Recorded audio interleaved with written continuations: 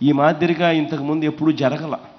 మీ బిడ్డ ఈ మాదిరిగా ఎందుకు చేయగలుగుతా ఉన్నాడు అని అంటే, ఎక్కడా కూడా కరప్షన్ లేకుండా, ఎక్కడా కూడా వివక్ష లేకుండా మీ బిడ్డ తీసుకొచ్చిన సమూహమైన మార్పులు తీసుకొచ్చాడు. కాబట్టి ఎప్పుడూ చూడని విధంగా, ఎప్పుడూ జరగని విధంగా ఆంధ్ర రాష్ట్ర చరిత్రలో ఈరోజు సంవత్సరానికి 70,000 కోట్ల రూపాయలు దాదాపుగా మంచి చేసి చేయిస్తూ ఈరోజు పనులు జరుగుతూ ఉన్నాయి.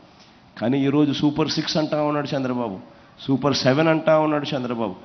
వాటికి ఇటువంటివన్నీ కూడా కలుపుకుంటే మొత్తానికి చంద్రబాబు నాయుడు గారి హామీలు 140,000 కోట్లు దాటుతూ ఉన్నాయి.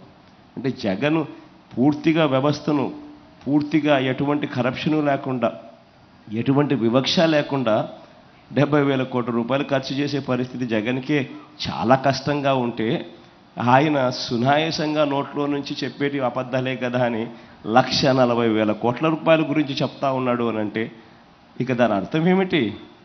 అందరినీ మోసం చేసేదానికే కదా. ప్రతి ఒక్కరూ కూడా ఈ విషయాన్ని ప్రతి ఒక్కరూ కూడా గుర్తుపెట్టుకోండి.